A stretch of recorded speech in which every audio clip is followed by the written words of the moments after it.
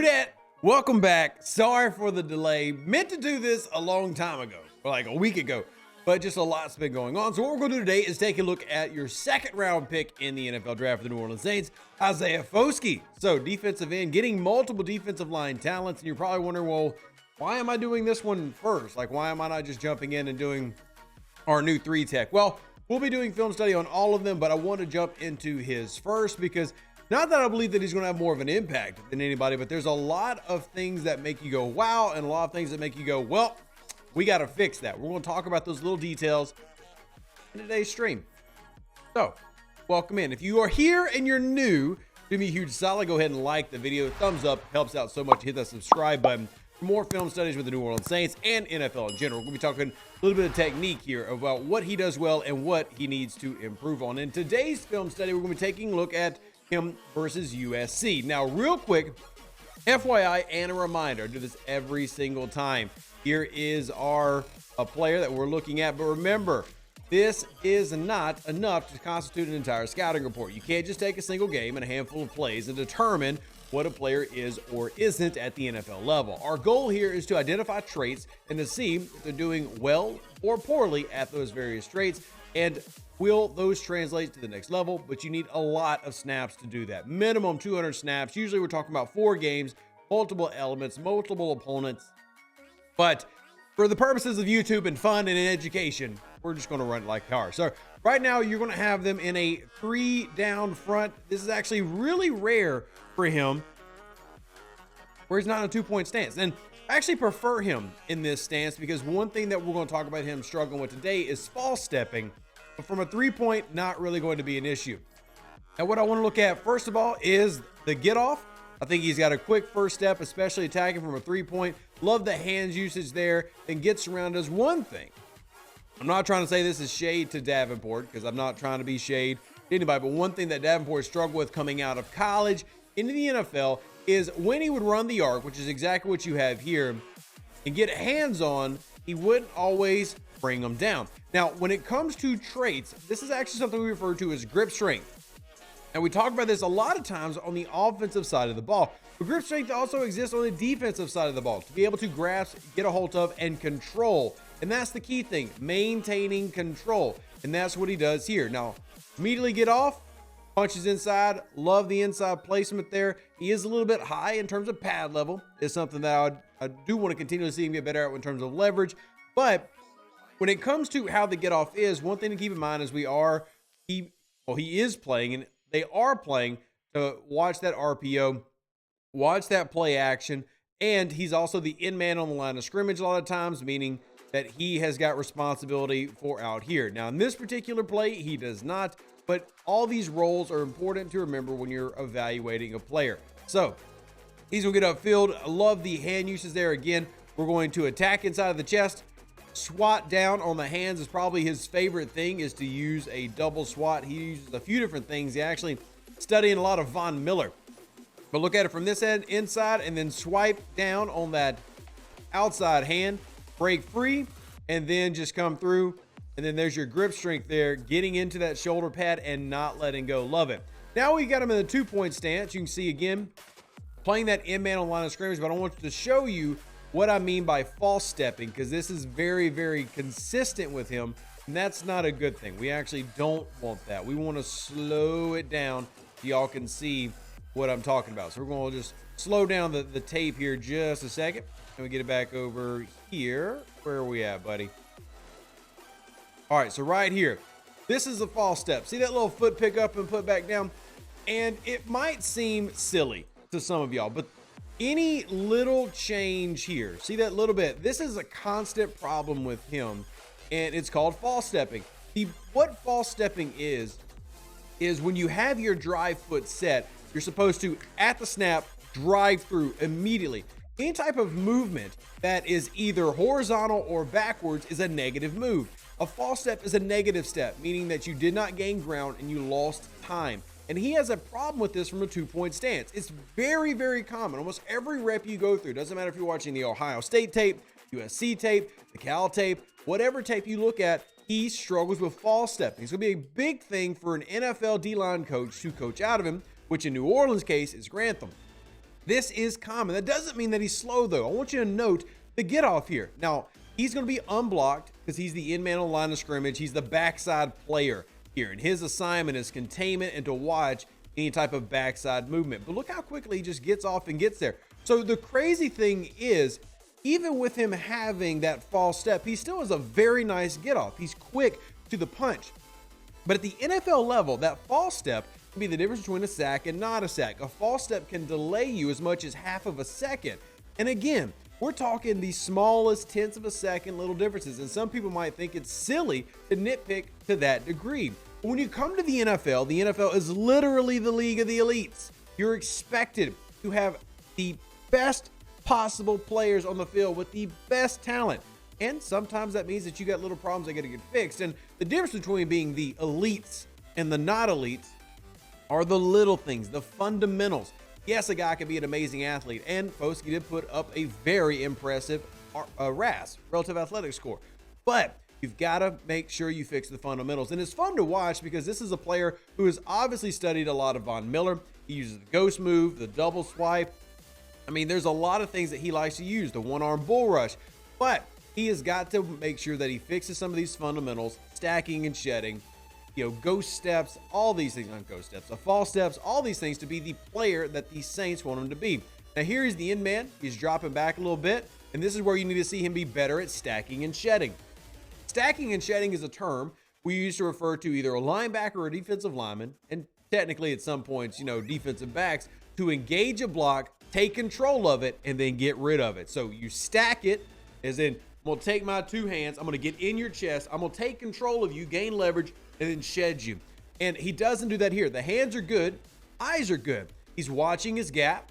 See his head movement there on the right side, love it. So head placement, proper side, hand placement, good. But now we need to take control of that block and shed it. And he doesn't do that here. Actually gets driven back and does end up releasing, but releasing is not the same as shedding.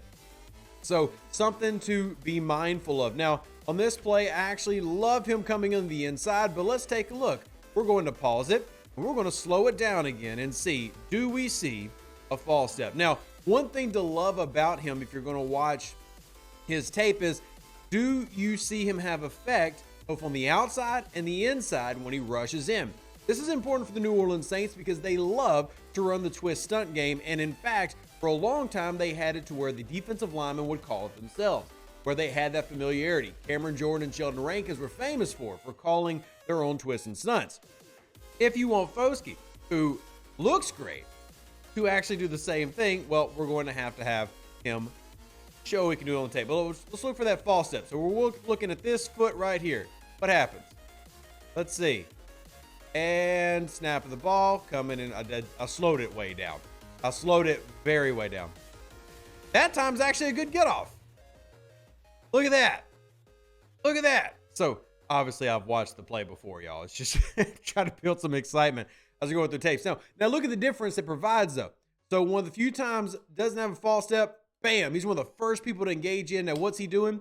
He is helping with the looper coming behind him, drawing it in. And what's that looper do? Looper starts running the arc. So his job here is to attack right into that guard, try to bring the tackle with him. That's exactly what he does. And that helps the looper run the arc, a little bit of pressure, hit complete. So take that play all day long. Love it. Now this time he's running the arc, but he's going to be on the outside. And this time he's the one engaging. Sadly, I can't put all 22 coaches film because for whatever reason, college football is really strict about that. They will demonetize and shut down your channel very fast. Now, I do want you to know, backside here is on the opposite side. So we do love versatility when it comes to alignment, but we're going to pull up that speed again. I know I'm making a big issue of this, but watch the feet. Watch the feet. What happens? So false step. See it? See how he replants and then launches? That costs him time. And why it costs him time? Because we can actually see why it costs him time. Look at the right tackle here. See how the tackle's able to get into a spot, going into a full, basically a rough jump set, getting to the spot first. And I know it might feel like, and there's going to be people in the comments, I know, that are saying that you're just nitpicking the smallest thing. I'm telling you, when it comes to evaluation, and you want to get to that elite level, it doesn't take much to separate NFL caliber players. still not a bad rush. I don't have like a huge issue with it. Good engagement, swap the hand, rip underneath, fight through it. Not the best rep, but a solid rep. Again, the faster he can be, the quicker he can be with that step, the better I think he'll be long term. Now, this is one thing that we've talked about him needing to improve on. And if you remember when I talked about him in the podcast, Who Dat Confessional podcast, for those who aren't following it already, one thing that he has got to work on is his counters. So this is going to be an opportunity for him to have success from a three-point stance. I actually love him from a three-point stance because it does negate almost always that false step. It's really tough to false step from a three-point stance. So here on second down, he's going to come through, engage, love the inside hand placement, hate the leverage in terms of height. He's playing too high, which is one of the reasons that the offensive lineman gets in on him and is able to control him. Now he needs counters. So I need you to attack the wrist, attack the elbow, find a way to get through. And he's trying to do some hand fighting here, and I think that he has good hands. Eventually gets away just due to time. But in the NFL, you're not going to get a ton of these sacks. And one thing about Foskey that stands out is he has really good sack numbers, but he doesn't have as impressive pressure numbers, which is a little confusing. Now, again, that's not everything, right? You see that left hand for the offensive lineman getting in on Foskey. Pressures aren't everything in the NFL, neither are sacks. But when you take all of them in conjunction, it's important to understand what they represent and how they work. So the thing with Foskey is 22 sacks over the past 2 years is extremely good numbers, but then you would also expect maybe double or triple that in terms of overall pressures, which is QB hurries, QB hits, sacks, all these things combined. But he doesn't always have that. I think a lot of this is the fact that he doesn't have established counters. So when he comes in here, he loses that right shoulder of his immediately, and he's got to recover. So his recovery is, all right, we're going to try to work to the outside, turn into a half man, and he still has given up that shoulder and have not broken away those arms. Now, his pure athleticism is going to help him capture the edge, but when you're going against a right tackle, let's use Ryan Ramczyk as an example, everybody at the NFL level is elite to some degree. Like, you can look at your favorite team and say, hey, our guy sucks at this position, but he's still an NFL player. It's like comparing, an NBA basketballer coming down to the court at your local park and absolutely wasting you, and he's never even actually started in the league. He's been there 6 years as a bench rider. Doesn't actually matter. These guys make the league. They're extremely good. So you see him, left arm, trying to attack that arm, trying to swipe it on down, but he's just never able to do it, and eventually resets again and gets it. But the problem is in the NFL, let's do the whole Mississippi thing, right? Let's do the cliche count. 1 Mississippi, 2 Mississippi, 3 Mississippi, 4 Mississippi, 5 Mississippi, 6 Mississippi, 7 Mississippi. Not a lot of 7-second sacks happening in the NFL. So for him to continue to grow, I think he has great hand usage when he wins initially, is to develop counters that allow him to have more success in the NFL level. But there's so many traits here that make you instantly go, damn, this kid can be good. And that's what you see with him. You love the motor, the effort, the tenacity, the grind, love his hand usage, love his play strength at the point of attack. But there's some fundamental things that need to get better, which is why he's a second rounder and not a first rounder. Again, top of your screen, playing the in-man on the line of scrimmage, another slight false step, something to work on. Now, he's just trying to contain the edge there. He's not trying to dominate the top of your screen, but still something to pay attention to. Now, we've got him on the opposite side, down at the bottom of your screen. Coming in, force it back inside, does his job. One thing that I do like about him is he understands the game, and there are times that he can over-pursue and lose gap integrity. But generally speaking, folks, he's a player who actually understands the game very well. You can tell he's a student of the game. You can tell he studies a lot and that he doesn't try to outplay his responsibility. There are times with him being going to be an NFL rookie, but being a college player, there's a lot that gets said about guys who are great sack players, and that's fantastic. But I love plays like this, playing down the line and contributing in TFLs. This is just as important. One, love the get off. We talk about that quick first step. Even when he has that false step that happens, the get off is fantastic. Let's actually pause it and see. Did we get the false step this time? I know, but I'm going to let you see for yourself. Boom. Immediate launch. Beautiful. Now, we're going to pause it and do it. We're going to do it all the way. We're going to do it all the way. So remember, we don't want to see him pick up his foot and put it back down. We want to launch out from that foot. We're going to cut it down to quarter speed and bam, launch out. Little bit of it. You can see that foot raises just slightly, but it doesn't move any direction. He just needs to launch out of it, but that's a better rep for him comparatively, and you can see it translating to how quickly he gets down the line and helps contribute. Little things like that, I'm telling you, it might seem like I'm nitpicking, but I promise you, from an analysis perspective, this is what it takes to get Foskey to that next level and really have him start shining as a high-end player. Now, love the above angle look here for him. Look at this here. So he's going to try to attack with that one arm, then swipe. This is a common move you see from him. Sorry, my head's in the way. Let me back up real quick. You're going to see him attack, try to show that long arm, and then attack with the hand. So this is kind of similar to that ghost move we're talking about. We're going to show the arm, take it away, and then we're going to try to grind through. Doesn't end up working, but we do love the move sets that he shows here. We see a lot from Foskey. Again, look at that get off, man. This is from the three-point stance, and this is why I love him so much. Bam, look at that. Has the first gold helmet on the line right there. Now, it looks like he's even with the guy in the middle, but I promise you he's not. This is called camera angles. This man has a get off. When he can get his fundamentals working well, and this is why I love the three tech look, or the three-point stance. Look at that get off. Now he's holding his line. He's holding his gap. Oh my gosh. Strength, everything there. Forces it back inside. That's what he needs to do. You don't want it cutting outside. You want to put it right back in those A gaps where you've got a mass of bodies right there, and trust your guys to stop on 3rd and 1 because he's not crashing down. He is containing. Great job. I mean, sure, you might want him to just dominate to the point where you take control. The right tackle here does want to turn him out and does want to put him parallel, and he does that. But if you're Foskey, you don't want him capturing the outside. So let's keep it moving. Oh my, some good plays here, some great flashes in this game. All right, let's come back to this play. You got him playing containment again. Now he's going trail. Nothing real exciting there. Let's do this one. 2-point stance again. There's a false step. Just saw it. Gets a tight end. That's not really fair. Oh, just slightly missed it. Go back and fight for it again. Oh man, just missed it. All right. So let's talk the good here. Let's talk the bad.